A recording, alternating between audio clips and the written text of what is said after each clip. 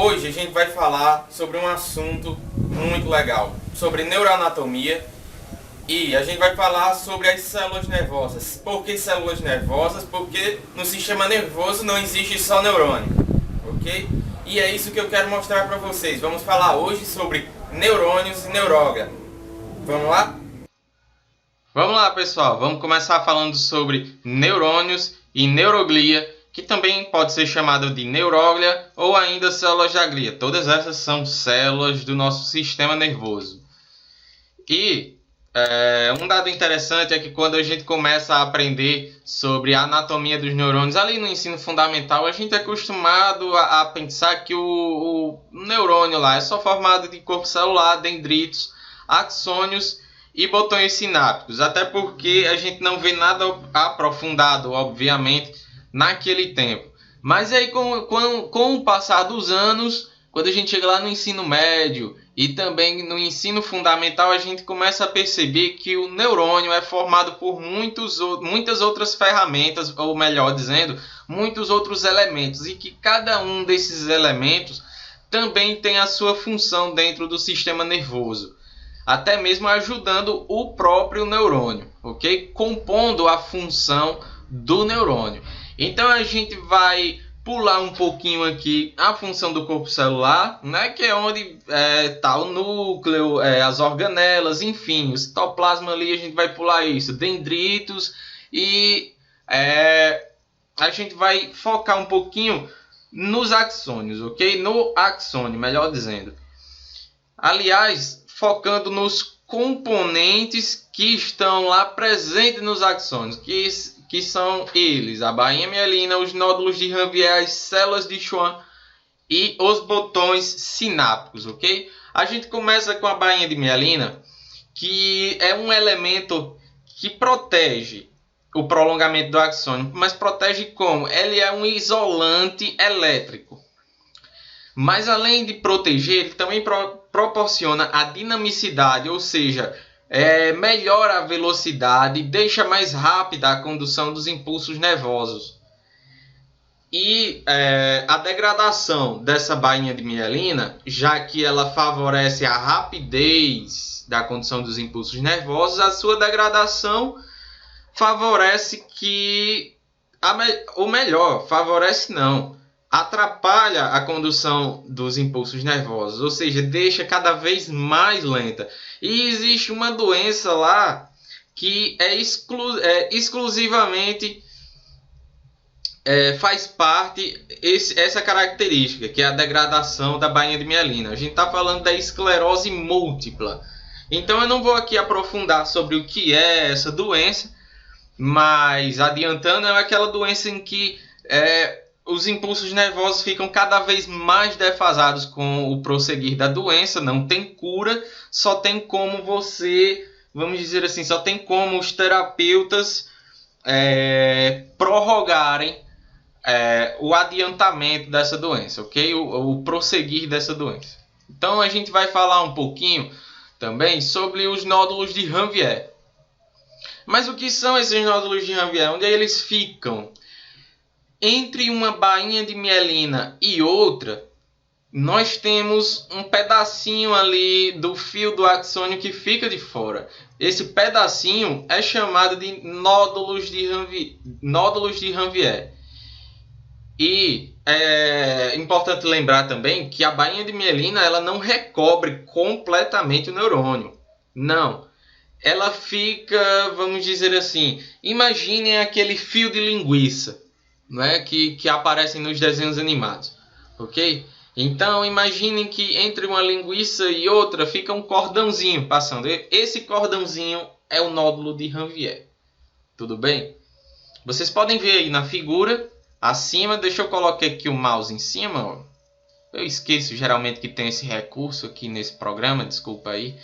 Mas ele fica aqui, ó, nódulos de Ranvier, e entre cada nódulo fica a bainha de mielina, ok?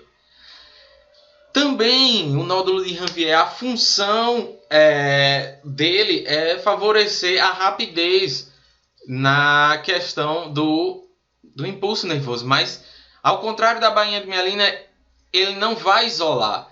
Ele só vai favorecer que o impulso nervoso pule de um nódulo para outro. Mas vai pular o quê? Pula a bainha de mielina. Vai de um nódulo a outro, como esse canguruzinho aí, ó, pulando, ok? Então, cada pontinho desse aqui seria o tal nódulo de Ranvier. E veja que o canguru, sendo ele o impulso nervoso, ele vai pulando de um em um até chegar nos dendritos, ok? Então, o dendrito, o nódulo de Ranvier, ele é característico por conter uma concentração muito grande dos canais de sódio, que são carregados positivamente, ok? É uma região voltagem dependente, ou seja, é muito favorável para que ocorra a despolarização e assim ocorra a propagação dos potenciais de ação, ou seja, dos impulsos nervosos. Ok? Vamos pulando aqui e a gente vai para as células de Schwann. Nessa regiãozinha aqui, ó, onde tem esse pontinho, a gente pode notar que é uma célula de Schwann. Ok? Ela é um tipo de célula da glia. A gente ainda não começou a falar de células da glia. Porém, nós temos que citar ela aqui. Tudo bem? Porque ela vai fazer o quê? Ela, na verdade, vai produzir a bainha de mielina. Mas, ao contrário de outra célula lá que faz parte, ao contrário de outras células que faz parte das células da glia, que são os oligodendrócitos, a célula de Schwann ela é responsável por produzir a bainha de mielina, mas nos neurônios do sistema nervoso periférico. Olha lá, hein? Do sistema nervoso periférico. Ok? Então, a função das células de Schwann é praticamente essa: produção de bainha de mielina. Elas ficam lá, deitadinhas perto do axônio, envolta em várias camadas de mielina. Só que aí a gente pensa neurônio como uma conformidade só, ou seja, de uma morfologia só, como se fosse cabeça, tronco e pé, sendo a cabeça o corpo celular, o tronco o axônio e os pezinhos dos neurônios fossem os dendritos, mas não é bem assim. A gente tem outras formas de neurônios, ok? A gente tem o neurônio unipolar, o bipolar. Também dentro do bipolar a gente tem um neurônio que ele é bipolar, mas ele também pode ser chamado de pseudo-unipolar. Ou seja, você pensa que ele é unipolar, mas na verdade não é. E a gente ainda também tem o multipolar. Mas vamos começar aqui pelo unipolar, aqui representado pelo seu lado esquerdo aqui do slide. Ok? O unipolar é composto por um corpo celular, um axônio e uma terminaçãozinha de dendritos. Ok? Elas são menos, dos tipos celulares são a menos encontrados no nosso corpo. Elas estão mais presentes na retina e na mucosa olfatória. Beleza? Daí a gente parte para bipolar. E eu quero que você atente aqui, ainda no lado esquerdo, aqui onde diz bipolar, vamos ver aqui do que é composto esse neurônio. É de um corpo celular, geralmente aqui no meio, e saindo do corpo celular a gente tem um axônio e um dendrito, ou seja, são duas estruturas diferentes saindo do corpo celular, do mesmo corpo celular. Veja só, tem uma... eu não estou vendo muito bem aqui, na verdade... vamos lá. Saindo aqui, ó, do corpo para cima, você tem em uma cor, uma determinada cor, uma estrutura, que no caso, vamos dizer, se fosse o axônio. E na outra extremidade nós temos o dendrito, ok? Os prolongamentos do dendrito. Na verdade, ela é encontrada também na retina e na mucosa olfatória. São um dos outros cantos comuns de se encontrar esse tipo de neurônio. Mas aí a gente tem o pseudo unipolar, que já está aqui, vamos dizer assim, no meio aqui do slide, ok? Onde eu estou passando aqui no mouse. Ele é composto de um corpo celular, só que, veja bem, você vai pensar que é um dendrito ou um único axônio, ou melhor, um único axônio aqui, ó, de duas pontas, mas não é. Não é. Esse neurônio pseudo-unipolar, na verdade, ele é bipolar, porque em uma extremidade também é um axônio e na outra também é um dendrito, ok? Muito parecido com o bipolar. Só que a forma com que ele, a morfologia dele faz você pensar que ele é um pseudo bipolar, ok? Você pensa que ele só tem que essa ramificação aqui, ó, saindo do corpo celular. Aí você encontra aqui um único fio, mas você pensa que é um único fio, mas são duas funções diferentes. Um é dendrito, o outro é axônio. Eles são encontrados assim, de uma forma geral, com os neurônios sensitivos na medula espinhal. São muito comuns também, como os neurônios que transportam impulsos nervosos de temperatura, calor, frio e o tato-pressão, ok? Ainda a gente tem o multipolar, que é o mais representado aí quando a gente vai estudar, quando a gente estudava a biologia. Era muito comum a gente estudar apenas este neurônio aqui, composto por um corpo celular com vários dendritos, ok? Logo após o corpo celular você encontra aqui as ramificações de vários dendritos e um prolongamento bem extenso, que é o axônio. E por que geralmente a gente encontra... E porque a gente geralmente só estudava mais esse axônio antigamente? Geralmente porque ele é o mais encontrado no sistema nervoso como um todo. Só que aí agora a gente vai para as células da glia. As células da glia não são neurônios. Elas não têm a função de fazer o quê? De transmitir impulsos nervosos. A função dela não é esta. Aliás, a função delas não é essa, porque existem mais de um tipo de células da glia.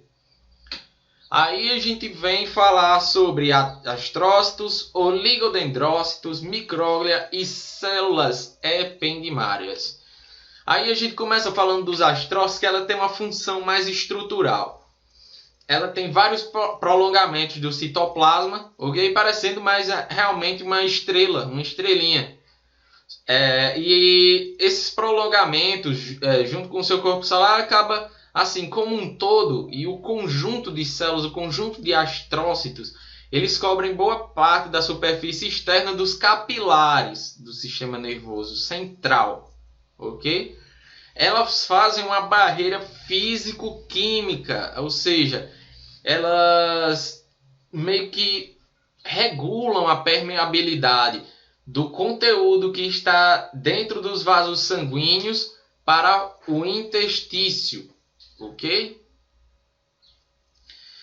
Elas também são responsáveis por captar neurotransmissores na região do interstício, ou seja, quando a gente tem aquele excesso de neurotransmissores fora do neurônio, assim, no interstício, ela capta para fazer o quê? Para evitar a ação tóxica que porventura venha a ter esses neurotransmissores, ok?